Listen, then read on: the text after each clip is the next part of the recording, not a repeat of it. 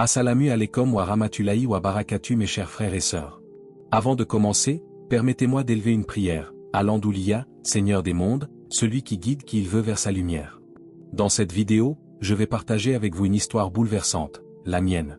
Comment, en voulant écrire un livre contre l'islam, je suis finalement devenu musulman. Abonnez-vous dès maintenant à la chaîne, Témoin d'Allah, pour ne rien manquer des prochains témoignages et rappels.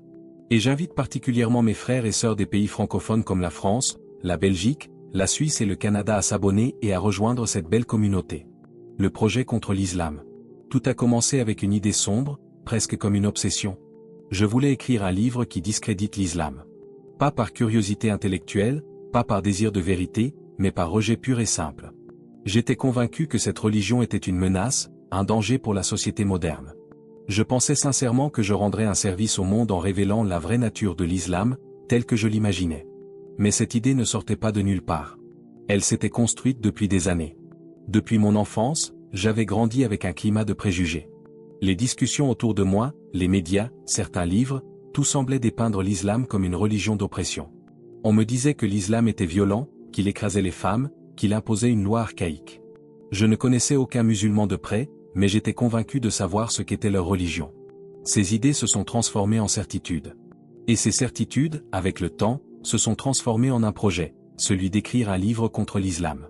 J'imaginais déjà la couverture, les chapitres, l'écho médiatique que cela pourrait avoir. Dans mon esprit, j'étais ce penseur courageux qui allait oser dire ce que d'autres taisaient. Je me voyais comme un intellectuel engagé, qui démasque les mensonges et met à nu une idéologie que je croyais dangereuse. Alors j'ai commencé à m'organiser. J'ai pris des carnets, des stylos, et j'ai commencé à écrire des plans. Je listais les accusations que j'avais entendues, la violence, la guerre, la soumission, l'injustice. Chaque thème devait devenir un chapitre. Je voulais un livre structuré, logique, capable de convaincre n'importe quel lecteur que l'islam était un problème pour l'humanité. Mais derrière cette volonté d'écrire, il y avait autre chose que je ne voyais pas encore, mon ego. Car en réalité, je ne cherchais pas la vérité. Je cherchais seulement à confirmer mes propres idées. J'étais prêt à sélectionner uniquement ce qui allait dans mon sens, à fermer les yeux sur ce qui ne me convenait pas. Je croyais être un chercheur de vérité, mais j'étais simplement un homme enfermé dans ses certitudes. Je me souviens encore de l'excitation de ces premiers jours. Quand j'en parlais à quelques proches, certains me félicitaient, « Oui, tu as raison, il faut mettre les choses au clair. Il faut dénoncer l'islam. » Ces encouragements me donnaient l'impression d'avoir une mission presque noble. Je me sentais investi d'une cause. Et plus je nourrissais cette idée, plus elle grandissait en moi. Ce que je ne savais pas, c'est qu'Allah, dans sa sagesse infinie, avait un tout autre plan pour moi. Moi qui croyais écrire contre lui, j'étais en réalité en train de marcher, pas à pas, vers lui. Mais à ce moment-là, je ne pouvais pas l'imaginer. Je me voyais comme quelqu'un qui allait marquer les esprits, qui allait écrire un ouvrage que l'on lirait pour dire, voilà, cet homme a révélé ce que cache l'islam. Je me voyais déjà invité dans des conférences, discutant sur des plateaux, brandissant mon livre comme une arme intellectuelle contre une religion que je pensais fausse. Et pourtant, derrière cette façade d'assurance, il y avait des fissures. Car, au fond, je savais que je ne connaissais pas vraiment cette religion. Tout ce que je croyais savoir venait de rumeurs, de débats biaisés, de phrases sorties de leur contexte. Mais je refusais de l'admettre. Je préférais continuer à croire que j'étais sur la bonne voie. Alors, j'ai pris une décision. Si je voulais écrire un livre solide, je devais aller directement aux sources de l'islam. Je devais lire par moi-même, chercher des preuves, analyser le texte sacré des musulmans. Mais je ne l'ai pas fait dans l'intention d'apprendre ou de comprendre. Non. Mon but était clair, trouver des contradictions, des erreurs, des passages problématiques que je pourrais utiliser comme arme. Je ne savais pas encore que ce choix allait changer toute ma vie. Car en ouvrant ce livre, le Coran, avec l'intention de le combattre, je n'imaginais pas une seule seconde que c'est lui qui allait me désarmer, me bouleverser, et transformer mon cœur pour toujours. La plongée dans le Coran. Pour écrire ce livre contre l'islam, il fallait que je me documente sérieusement. Alors j'ai commencé par ce qui me semblait le plus simple, lire des articles, consulter des forums, écouter des débats où des orateurs s'affrontaient. Mais rapidement, tout cela m'a semblé superficiel. Les arguments que je trouvais se répétaient, souvent pauvres, parfois incohérents. Et une question me hantait, comment pourrais-je écrire un ouvrage crédible si je ne vais pas directement à la source? C'est alors que, presque à contre-cœur, j'ai pris dans mes mains ce livre dont je n'attendais rien d'autre qu'un champ de contradiction, le Coran. Je me souviens de ce premier contact comme si c'était hier. Je l'ai ouvert sans respect, avec l'intention de décortiquer, de critiquer, de juger. Je m'étais promis, je vais trouver des erreurs historiques, des passages violents, des phrases qui ne tiennent pas debout. Mais quelque chose d'étrange s'est produit dès les premières pages. Je m'attendais à lire un texte confus, daté, sans profondeur. Pourtant, au fil des versets, je sentais une atmosphère inhabituelle. Les mots avaient une résonance particulière, une vibration presque palpable. C'était comme si je ne lisais pas un simple livre, mais comme si le livre, lui, me lisait. Chaque phrase semblait pénétrer dans mon cœur, dépasser mes défenses. Je me répétais, non, ce n'est qu'une impression. Ce ne sont que des mots. Mais je ne pouvais nier la puissance de ce langage. Il y avait une clarté, une force, une autorité qui ne ressemblait à rien de ce que j'avais lu auparavant. Un jour, je suis tombé sur ce verset. C'est nous qui avons fait descendre le rappel, et c'est nous qui en sommes gardiens, sourate 15, verset 9. Je me suis figé. Je n'étais pas en train de lire une phrase banale. Non. C'était une déclaration. Comme une voix qui me disait, ce livre ne sera jamais altéré. Il est protégé, éternel. Je me suis demandé, comment un texte vieux de 1400 ans ose-t-il affirmer une telle chose? Comment un homme aurait-il pu garantir que son message traverserait les siècles, intact, sans jamais être perdu? À partir de ce moment, ma lecture a changé. Ce n'était plus seulement un exercice de critique. C'était une confrontation. Chaque verset me défiait, me poussait à réfléchir.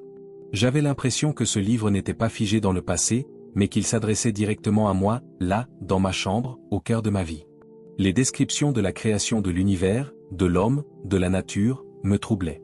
Ce n'étaient pas de simples récits. C'étaient des vérités universelles, formulées avec une précision et une profondeur qui me dépassaient. Comment un homme du désert, illettré, pouvait-il avoir accès à de telles connaissances? Mais ce n'était pas seulement l'intellect qui était touché. Mon cœur, lui aussi, se mettait à réagir. Parfois, en lisant un passage sur la miséricorde d'Allah, je ressentais une douceur étrange. Comme si ces mots voulaient panser une blessure que je n'avais jamais avouée. D'autres fois, en lisant des versets sur le jugement dernier, j'étais pris d'un frisson, comme si une vérité inévitable se dressait devant moi. Chaque page que je tournais me confrontait à une réalité que je n'avais jamais envisagée. Et si ce livre n'était pas une invention humaine? Et si, au lieu de me donner des armes pour attaquer l'islam, il était en train de m'arracher les miennes? Je continuais malgré tout à lire, car une part de moi voulait encore trouver cette fameuse contradiction, cette faille qui détruirait l'aura du Coran. Mais plus je lisais, plus je me sentais pris au piège, non pas d'un piège humain, mais d'un piège divin, un piège d'amour et de vérité.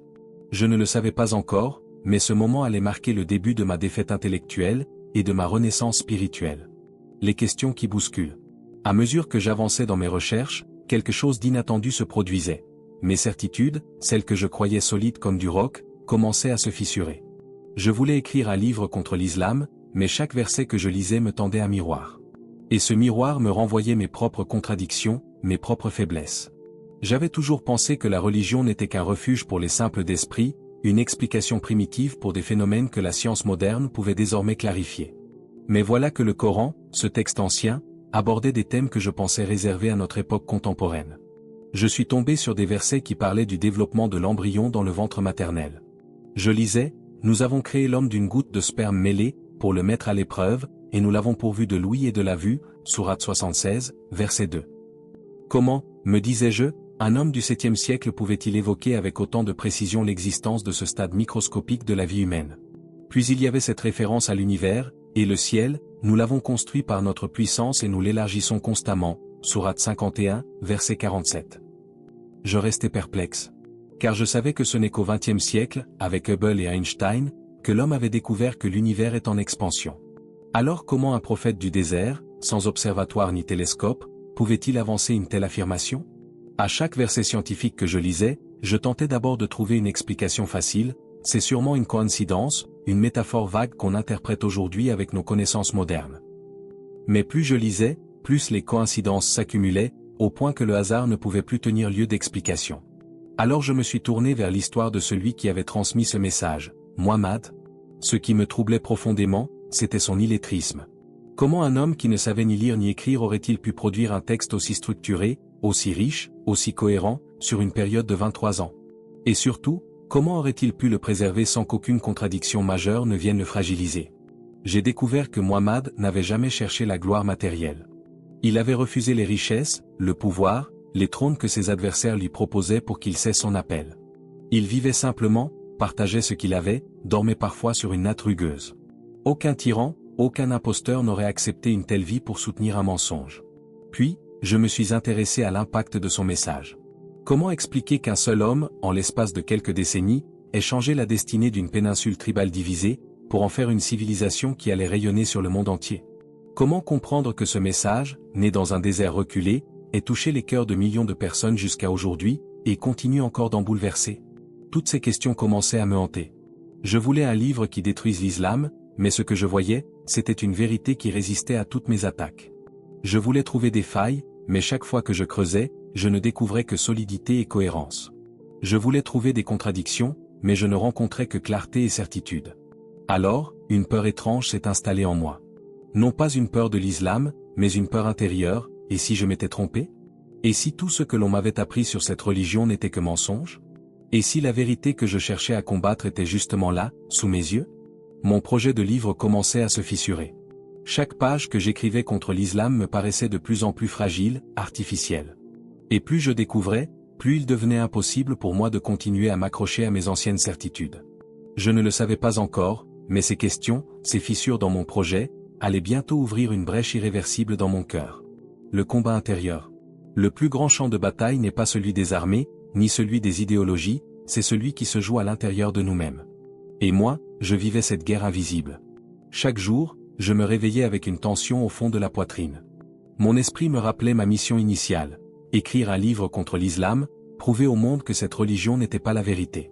Mais mon cœur, lui, s'était mis à battre au rythme des versets que je découvrais. Il me soufflait doucement, tu sais que tu ne peux pas fermer les yeux. Ce conflit me rongeait.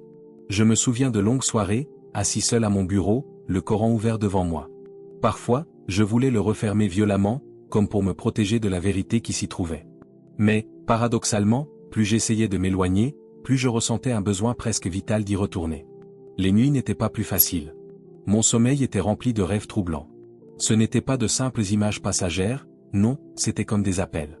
Je voyais des portes s'ouvrir dans le noir, j'entendais des voix sans visage, je sentais une présence qui m'invitait à marcher vers une lumière. Je me réveillais en sueur, le cœur battant, incapable d'expliquer ce qui m'arrivait. Mon ego, lui, résistait de toutes ses forces. Il me criait, tu ne peux pas changer de camp maintenant. Tu as déjà parlé de ton projet, tu as déjà semé l'idée d'un livre contre l'islam. Si tu arrêtes, tu seras ridicule, tu perdras ta crédibilité. Mais mon âme, au plus profond de moi, me soufflait une vérité simple, mieux vaut perdre ton orgueil que perdre ton salut. Et puis, il y eut cette nuit particulière. Je me revois, fatigué, incapable de trouver le repos. Par réflexe, j'ai ouvert encore une fois le Coran. Mes yeux sont tombés sur une sourate courte, presque discrète, Al-Ikhlas. Dit, il est Allah, unique. Allah, le seul à être imploré. Il n'a jamais engendré, n'a pas été engendré. Et nul n'est égal à lui. En lisant ces paroles, un silence profond a envahi ma chambre. Comme si le monde entier s'était arrêté pour me laisser entendre ce message. J'ai ressenti une paix indescriptible, une lumière douce s'installer en moi. J'avais l'impression que mon cœur s'était enfin trouvé une maison. À cet instant, tout devint limpide.